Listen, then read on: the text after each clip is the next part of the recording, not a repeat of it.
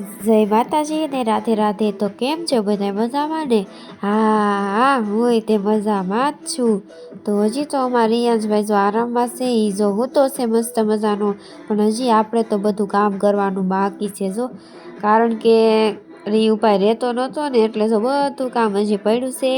અને પછી જો પહેલાં કામ કરવાનું છે અને પછી આપણે રસોઈ કરવાની છે।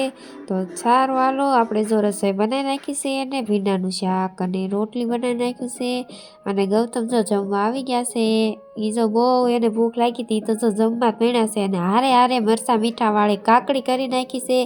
અને પછી પાપડ તો હોય જ તે, અને પછી હારે હારે મરચાંનું અથાણું અને ઠંડી ઠંડી છાશ। તો હારું હાલો આવી જાઓ બપોરા કરવા। અમે તે બપોરા કરી લેવી અને પછી હાંસ પડી ગઈ છે અને અમે લઈ લીધા છે મમરા, કારણ કે અમારે બનાવવાનો છે મમરાનો સેવડો, અને અમારે મમરાના સેવડા વગર હાલે નહીં। અને રીયું તો જો કેવું મોઢું કરે છે।